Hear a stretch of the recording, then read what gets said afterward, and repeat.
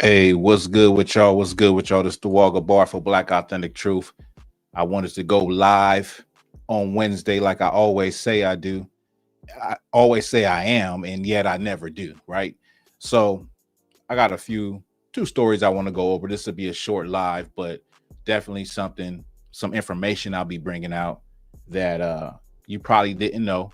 And of course, something that I didn't know, or maybe something that I thought that was wrong, and I was wrong about buying power of Black people. So I'm gonna get into that, and I'm gonna talk about DEI. And without further ado, I'm not gonna waste any time. I'm sure people pop in later on, like my lives always do. They go up after I'm off live, but it is what it is, right? So, um, DEI, okay. DEI did not help the unemployment rate with Black people. More specifically, the unemployment gap between Black people and white people. And I'm going to demonstrate. And so, first, I'm going to go into some history of DEI. Okay. Let me see. Get some history on DEI.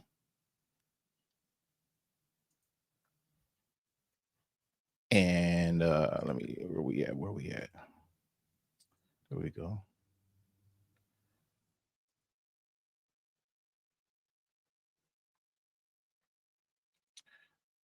So I'm gonna pull a little history from about DEI. Let me move this. I think this is good. I don't know, should I do it like this? That's perfect. Now everybody knows DEI stands for diversity. Well, everybody probably don't know that, but it stands for diversity, equity, and inclusion. I'm just reading from Wikipedia, right? Just get a little brief history of what DEI is, okay, and what it was meant for. Because recently with all of the talking points that you've been hearing in public about DEI and the uproar, even with the whole Charlie Kirk situation, DEI was a big part of that conversation, basically saying that Black people get jobs and get opportunities that they don't actually have the merit or have worked for. They get it just because of these programs such as DEI and affirmative action. So let me read a little brief history. So it says early DEI efforts included preferential treatment for veterans of the U.S. Civil War, their widows, and orphans in 1865. 1865. It says in 1876, this was amended to give preference to veterans during a reduction in force. In 1921 and 1929, executive orders by President Coolidge and Harding established a 10-point preference for veterans towards exams and hiring criteria for federal employment. So, right here, you see they consider early DEI efforts being that veterans were getting uh, preferential treatment, and their widows also, and their orphans. Also, they were getting preferential treatment and getting exams and getting government jobs. So that really didn't have anything to do with Black people at that time. When you talk about back then, let me get a little more. It says in 1944, now we're moving up to 1944. It says the Veterans Preference Act codified the previous executive orders, clarified the criteria, and included special hiring provisions for disabled veterans. Later amendments added veterans from conflicts after World War II, special provisions for mothers of disabled or deceased veterans, and job specific training for veterans entering the federal or private workforce. Now we get to 1936. Well, it went. It started. It was just at 1944, but now it's 1936. President Franklin D. Roosevelt signed the Randolph-Shepard Act, which mandated the federal government give preference to purchase products made by the blind. So these are just showing you over the years different preferences made, laws enacted, so that veterans and orphans and widows, and now we're talking about the blind, could get preferential treatment. So let me move up a little bit. It says, now we're getting to the meat and potatoes. It says, other DEI policies included affirmative action. The legal term affirmative action was first used in Executive Order number 10925, signed by President John F. Kennedy on March 6, 1961, which included a provision that government contractors take affirmative action to ensure that applicants are employed and employees are treated fairly during employment without regard to their race, creed, color, and national origin. It was used to promote the actions that achieve non-discrimination. In September 1965, President Lyndon Johnson issued Executive Order 11246, which required government employers to hire without regard to race, religion, and national origin, and take affirmative action to ensure that applicants are employed and that employees are treated that applicants are employed and that employees are treated during employment without regard to their race, color, religion, sex, or national origin. The Civil Rights Act of 1964 prohibited discrimination based on race, color, religion, sex, or national origin. Neither executive order nor the Civil Rights Act authorized group preferences, right? So like earlier, they had group preferences specific to like veterans, specific to widows, specific to orphans. This is all the history of what they call today DEI, okay?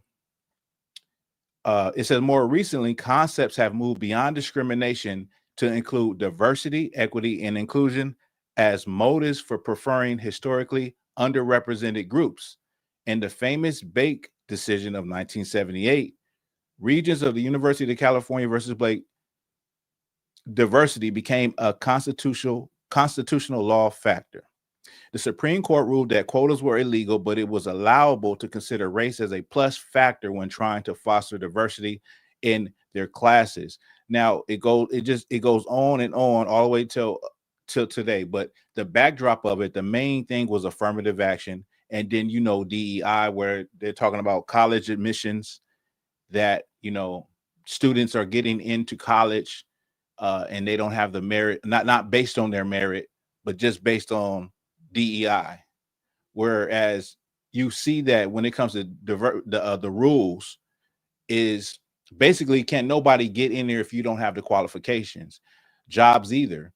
So I'm going to prove that, because many times we've heard that, we as Black people, you heard like Charlie Kirk say, like, I wonder if I see a Black pilot, I think to myself, boy, is he qualified? I hope he's qualified.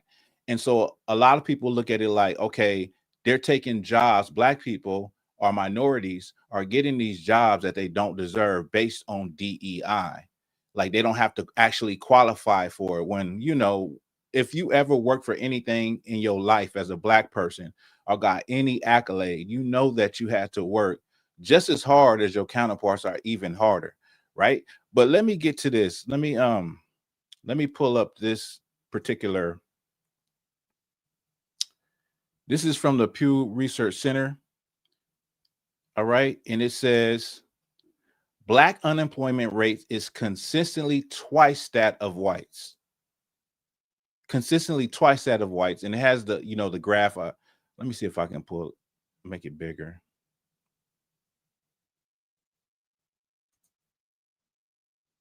Maybe that's a little bit bigger. Maybe, right? But anyway, just to explain, this is just a graph of the unemployment gap between Blacks and whites. And this is spanning back to the 50s. Usually when I talk about this, I go back to the 70s, right? But when you look at this graph, right around the 70s is about the closest that gap was back then. And then from that point on, from the 70s, it's been virtually consistent, like the article said, from the Pew Research Center, right? It's been the unemployment gap. So obviously, right? Obviously, DEI, affirmative action, all these programs that supposedly give Blacks a free ride to get these good jobs over white people, it shows that it didn't affect the unemployment gap, it didn't affect that. So obviously, you did have to have the requirements in order to get into these higher educational schools and to get these jobs that require, a lot of training, a lot of school, a lot of requirements, and you had to get it based on your merits. So DEI, if Black people were doing so good with DEI, it sure didn't close that unemployment gap between Black people and white people. Now, I don't know, maybe I'm missing something. And I'm open to someone saying, well, this is something that you're not factoring in. But from what I see in my own research, DEI, affirmative action, none of that actually affected the unemployment gap. You would have thought that you would have seen a decrease in that gap, meaning Black people getting more jobs. But consistently, since around the 1970s, the unemployment rate has been twice that of whites, Black people's unemployment rate. And no program that they put in place could help that. That's a shocker, right? Shocker. And also what I left out about DEI, or should I say the unemployment gap, is that it's been virtually the same since the 1970s. And then it's gotten smaller right around 2020, right around COVID, it got smaller. So more Black people had jobs right around COVID. And I would think because, at that time, nobody actually wanted to work. Everybody was afraid. And so all you really had was what they call essential workers, who basically were Black and brown people, were the essential workers. I'm not saying they were the only people working during the time of COVID, but I'm trying to explain why is that? Why did that happen? Why around 2020, around the time of COVID and the pandemic, the unemployment gap got a little smaller, meaning Black people they were working more. Well, everybody was in fear, and the only people actually working were people that really needed that job, people that really needed to take care of their families. Raise your hand if you was an essential worker. You know what I'm saying? So the people that were taking those jobs, that would take any job at that time, would have been Black people, would have been brown people. You know what I mean? I'm not saying all of them. Once again, you got to say that because people be getting sensitive. You got to clarify everything. But that's the point. The point is that the unemployment gap has virtually been the same during the time where you have all of these laws enacted for, affirmative action and DEI. And what the naysayers say is that these programs give Black people an unfair advantage. These programs are racist because Black people are getting jobs. They're filling spots that should have went to some white person. If that was the case, you would have saw a spike in employment for Black people. But what you saw on the graph that I pulled up was a consistent strain of unemployment of years from 1970 all the way to 2020. So that's how DEI did not help Black unemployment. It did not close the gap between Black people and white people. And it just shows that what people are saying about DEI, that it gives Black people an unfair advantage and just opens doors for Black people based on their skin color, that's not true. All right. So the final thing that I want to talk about, okay, let me remove this, is something that I was wrong about, and that is Black buying power. So I think this was like 3 months ago, I did a live where I was bringing out the buying power of Black people. And I was showing how much the buying power of Black people is compared to some other countries. You have a lot of other countries that are under what Black people's buying power is. So their buying power is less, whole countries, a lot of them. And I made the mistake, like a lot of people make the mistake, is to equivalate the buying power to Black wealth.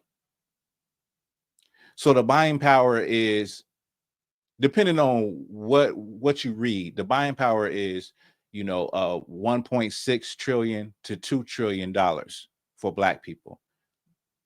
But what that really is, and I'm going to read an article, okay, and this article, I'll get to it, but what that really is just what we spend. It has nothing to do with wealth. And I'm gonna read this article so that it'll better explain and better educate, like I was educated. Okay. So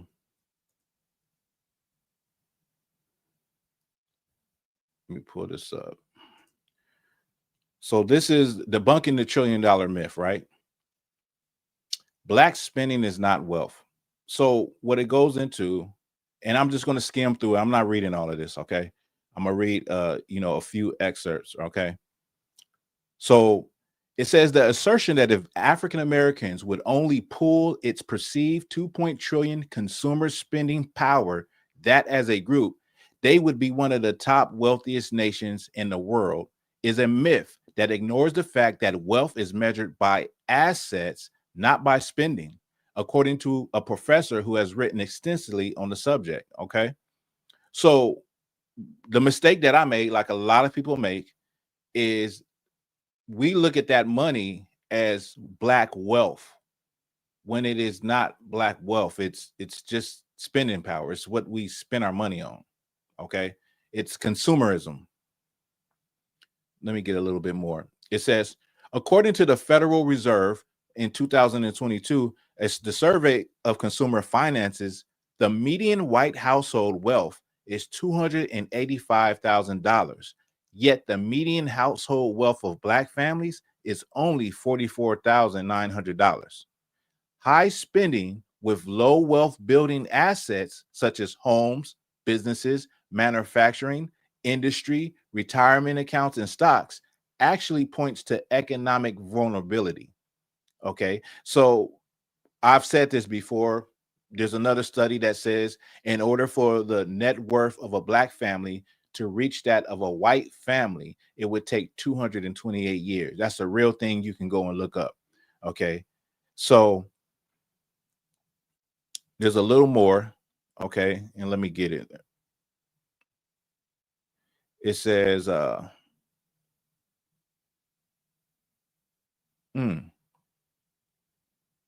we at? Okay, here. Y'all just bear with me. Okay, here we go. I had it highlighted, right? Comparing Black consumer spending to the gross domestic product of nations such as Russia, which is 2.2 trillion, Canada 2.1 trillion, South Korea 1.7 trillion, or any African or Caribbean country, without considering that African Americans as a whole control few resources, manufacturings, means of production, banking, finance, exports, or government revenue, is not sound. I mean, it's not smart to compare what we do compared to these other countries. Even though the money is there, we don't have goods and services. It's going to go into that. The GDP is a measure of all goods and services produced within a country in a year, and it includes government spending on infrastructure or the military, investments, exports, and consumption. It is output and productivity, right? So it says Black buying power only reflects consumer expenditures or what households spend on goods and services such as clothing, food, electronics, entertainment, vacations, technology, insurance, education, and healthcare and transportation. I'm sorry, healthcare, transportation, legal, and other professional services. It does not reflect production, national investment, or trade. Spending power is consumption. So that's the thing. That's the issue right there. I'm sorry, y'all. I thought I had it up. Anyway, I thought I had the article up. My bad on that. That was my bad. Thought I had the article up. But what it is saying is that when the mistake, like I made the mistake of thinking that because this money flows through, there's so much money flows through the Black community yearly, like we're up there. We're up there with a lot of these other, countries. We're really doing it. We're doing it big, Black people. But in reality, we don't produce anything. We don't manufacture anything. And real wealth is tied to assets. In the big picture, we're just consumers. A lot of money is coming through the Black hand, but it's going right back out of our hand. There's a brother, Raymond Allen, who my brother Gadahar, he did an interview with him, and he brought that up, that the dollar in the Black community stays in the community 6 minutes and then it's gone. So like we get the money, but we spend it with people who take that money and spend it with somebody else, or it just stays in their group. And then on top of that, we as a group of people, we're not producing anything. We don't have a landmass where we produce or manufacture textiles or anything like that. So there's no real wealth in the Black community. And so I just had to admit that I was wrong. I was wrong with, thinking that because $2.1 trillion comes to the Black community, that we're actually doing something, and that's a sign of what our wealth is. When really all it is just a sign of our consumerism. And then it pointed out all of the things we spend our money on: vacations, entertainment, trips, and merchandise. In the Black community, it's what is it? Designer purses, and big rims and nice cars, and a lot. And listen, I'm not putting down none of that stuff. All I'm saying is, like, our society, the Black society, is, we're more based on consumerism. And I think that even goes back all the way to slavery, man. Like, just being that the people, that the have nots, and then when you finally get on, you just trying to, you're trying to get what you've been seeing everybody else have. And it's definitely a mentality in our community. Like, when I get on, man, yeah, when I don't get this, I'm gonna get this vehicle. It's definitely a mind state, I would say, but it's a generational mind state. But it ain't no knock to my people, you know what I mean? But the point is, it's definitely, hey, what's good, Brilliance Wins? It's time for a culture shift. Definitely, definitely. And like I was saying, it's not no knock to our people, but it's definitely a lack of knowledge, and there is a misunderstanding and ignorance when it comes to these type of things, and thinking like we're really doing something.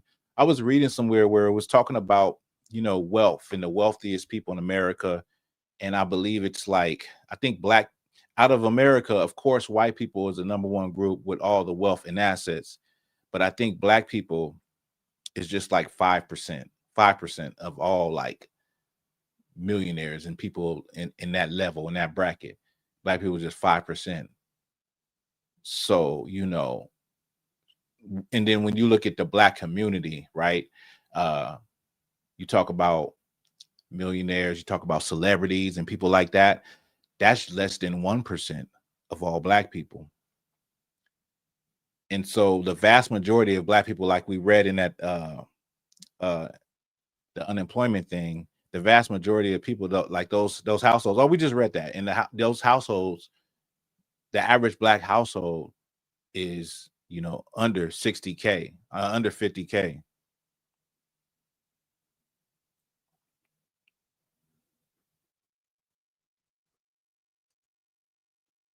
Yeah, because everybody don't want to, is not going to be on the same page.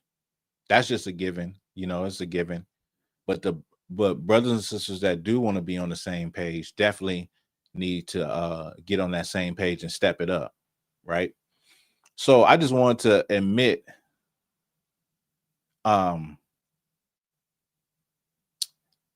hey, salute to you, brother. Shout out to you. I just wanted to admit that I was wrong. You know, I was wrong. I said this like 2 or 3 months ago, and I don't know everything. I learn things all the time. I'm a person that's a learner, though, you know, and I'm a person that will accept new information. I'm not a person that is closed-minded to what I learn and think that it is right. And the reason why I came about it and realized it is because I went back to research it. I went back to look at, okay, what is the amount of money that comes through the hands of Black people? And how do they compare to other nations? Because with that first video that I did say, like, I brought up all of those other countries that are under 2 trillion. And I'm like, dang, Black people, more money is going through our hand than whole countries, which is true, but it's not wealth though, because it's not, we don't have nothing, we don't have no manufacturing companies and businesses and banks and stuff to back that money that's going out. You know, it's just dollars. It's nothing backing it. So, but I was like, really like, man, look at that, man. Black people doing good. We doing it big. We doing, like, if we could just realize how much money we got coming through our hands, we can take that and do something with it. But it also goes back to the way what we focused on and how we, you know, we have a consumer mindset. And, you know, but I had to correct that when I learned that that doesn't equate to wealth. That does not equate to wealth. So that's why I was like, man, I gotta correct that. And you know, there's nothing wrong with admitting when you're wrong.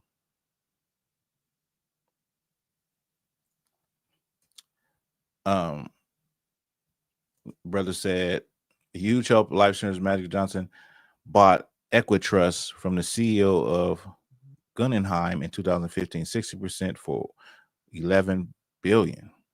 Wow. If we could get at least 50K of us on the same page, which less than 1% of Black men in America, we could build a sustainable culture.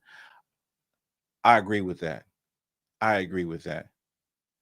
I'm not going to even lie. That's you know, that's a real good idea. And we would have to get people that's, like you said, on the same page with the same goal in mind, you know. And another thing is that has to be in there is we have to have some righteous people, man. We have to have people that's willing to, you know, not just want to do that, but uphold a standard in the community. Uphold, like if we was to make a community, I mean, literally that would be like heaven.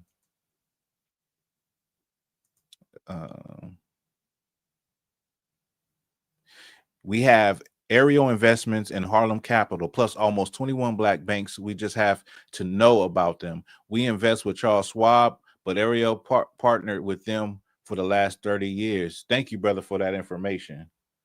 Thank you for that information, because you know what? I'm not privy to investing. I'm gonna keep it real. I'm not privy to investing. I got that app on my phone. I invested in some cryptocurrency. What is it? Uphold. And I just happened to run to a brother at my job, and we started talking, and he started just giving me game. You know what I'm saying? I ran into an older gentleman, older brother too. Because I'm gonna be honest. Listen, I know I talk about it a lot, but my whole career driving and having a car, it's been I'm sorry, not a Mercedes, but it's being a BMW, like an older BMW. I drive a 2003 BMW, older car that I work on, change oil and all that, right? And I like it.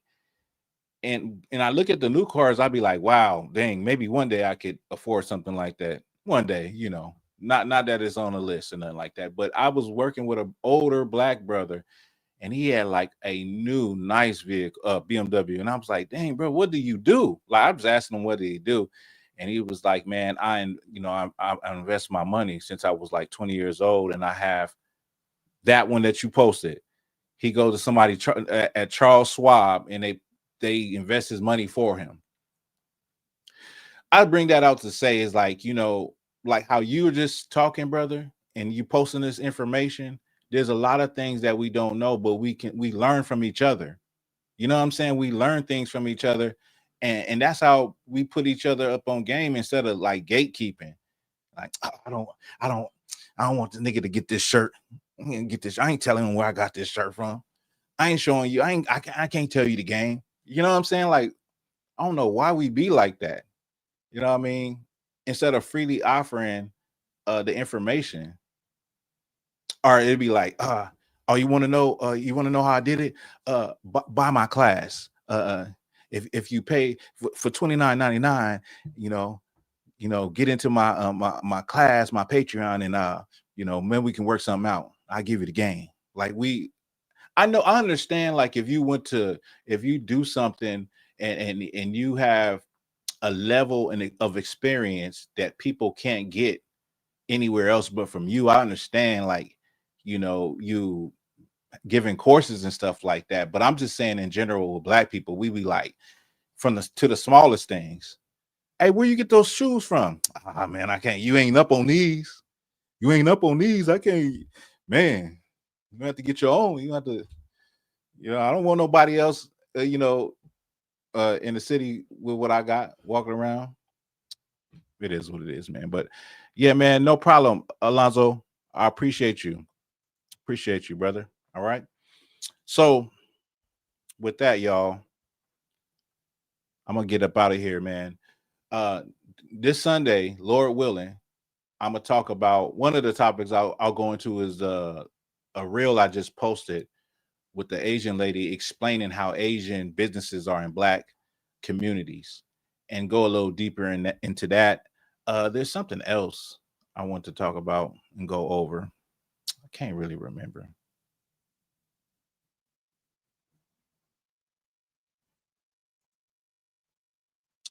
Yeah, we can do that. We can do that. You just hit me up at the Thawahgabar at Gmail. Right, it's right there on the screen. You just hit me up on that, and that's how we can connect. We can connect. Yeah, so I appreciate everybody that was here, that came into the live and went back and forth with me, chopped it up with me. I'll see y'all, like I said, Lord willing, Sunday. And I say that because ain't nothing promised, especially in these days and times. But what I mean, appreciate y'all. I'm about to get up out of here. Let me see. Okay, Brilliance wins. All right. Look forward to it. Okay. Yeah, with that, y'all stay safe. Y'all stay out of the way. Peace to you and your family. With that, this is Black Authentic Truth. Peace. This is Black Authentic Truth.